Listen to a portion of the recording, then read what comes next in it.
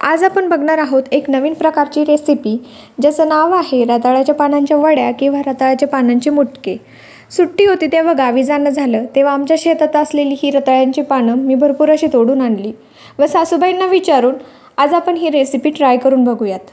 प्रथमतः ही सर्व पानं स्वच्छ पाण्याने धुवून घ्यायची आहेत व त्यानंतर त्याला बारीक बारीक चिरून घ्यायचे आहे। शक्यतो चिरण्याआधीच ही पानं धुवावीत, चिरल्यानंतर पानं धुवू नये कारण त्यातील जीवनसत्व निघून जातात। त्यानंतर वेगवेगळी अशी पिठं घ्यायची आहेत।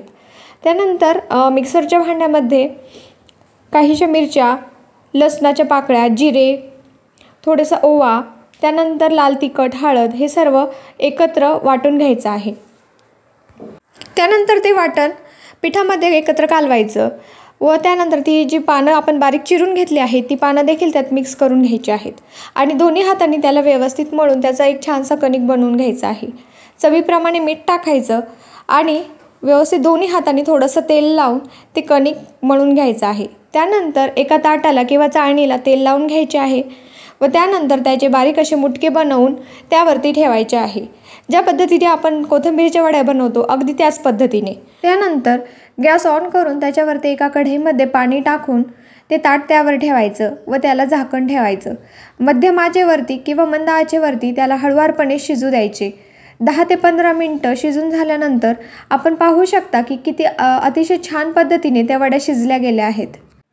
किंवा मग आपण त्यामध्ये चाकू घालून देखील चेक करू शकतो की ते शिजल्या की नाही। चाकूला जर काही लागले नाही तर समजायच्या की वड्या अतिशय छान पद्धतीने शिजल्या आहेत। त्यानंतर कढई उतरून ठेवून तिला त्या वड्यांना थोडंसं थंड होऊ द्यायचं आहे। या रताळ्याच्या पानांना स्वीट पोटॅटो लीव्स देखील म्हणतात। या स्वीट पोटॅटो लीव्समध्ये भरपूर सारे जीवनपोषक घटक असतात, त्याचप्रमाणे खूप सारे जीवनसत्व असतात। यामध्ये प्रामुख्याने vitamin A, vitamin E, vitamin K, vitamin C, लोह, कॅल्शियम, मॅग्नेशियम इत्यादी असे जीवनसत्व यामध्ये भरपूर प्रमाणात असतात।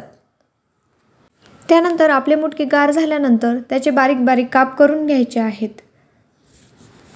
तुम्हाला हवे असेल तर थोडेसे जाडसर काप केले तरी चालतील। त्यानंतर ज्या पद्धतीने आपण कोथिंबीरच्या वड्या तळल्या होत्या त्याच पद्धतीने ह्या वड्या देखील तळून घ्यायच्या आहेत। काही जण शॅलो फ्राय करतात किंवा काही जण डीप फ्राय करतात।